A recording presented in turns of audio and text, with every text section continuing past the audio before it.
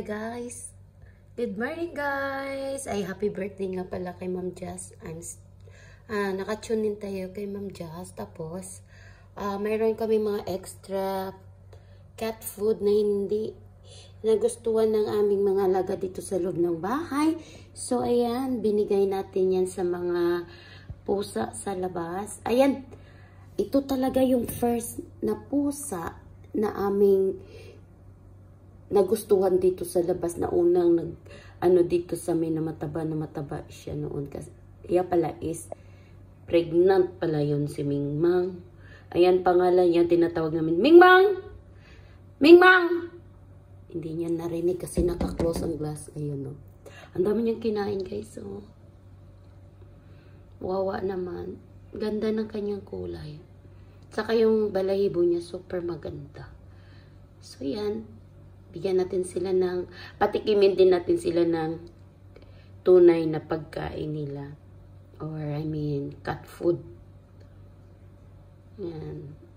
Yung dalawang tiger na karaan is binigyan ko rin. Tapos, antayin ko naman yung makarating dito next time yung mga maliliit. Saka ko naman sila bigyan. Medyo madami pa kasing natira na pagkain na ganyan talaga na klaseng cat food. Pero ayaw ng aming mga laga. Sa dalawa naming Mingming dito sa loob. Na gusto nila yung branded talaga. Pakita ko sa inyo kung ano talagang gusto nilang food.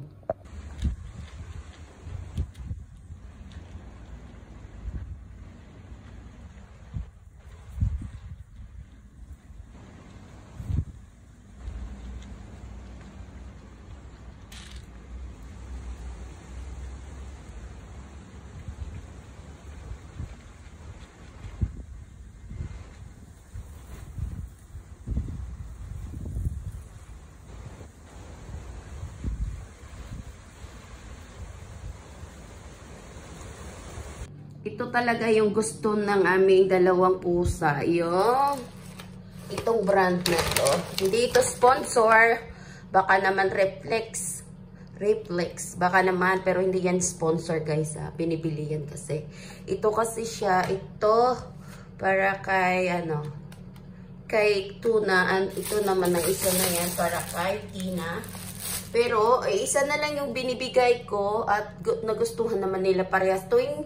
Every time na binigyan ko sila ng pagkain, nauubos nila kasi ito ang ingredients nito is chicken and rice. Ayun, oh. Chicken and rice. Ay, ito pala. Mas malaki. Chicken and rice. Tapos, ito naman yung kanilang mga pangpatanggal odor sa kanilang mga poopy. Yan. Tapos, meron pa yan kaming meron pa kaming yung hanapin ko muna yung kanilang kulon. Ito yung kulon niya. Ito naman is accepted naman yan dahil hindi yan kasali kasi yun siya. Panglinis ko sa CR. Ito alam nyo ba guys, mas mahal pa yata ito sa normal kulon na merong kulon dito na tag 1 dinar or 1.5 to 2 dinar. Ito is 7 JD. Yan o. Yan, pang-spray nila. Ay, hindi pala, sorry, 5 lang pala siya, 5 GD. Yan, tapos ito yung kanilang brush. At wala dito yung mga shampoo and sabon nila nandun sa, sa banyo ng sa aking alagang panganay. So, yan. Yan ang kanilang food. Ayaw nila nang binibigay ko doon sa Dito ko kasi nilagay yung food talaga na ayaw. Yung kasi ito, per kilo lang ba siya? Ito, madami pa ito pa. Isa pang ganito yan, oh. Puno pa. Baka dito na lang, hanggat dito na lang yung laman. Tapos meron pa akong isa doon. Yun.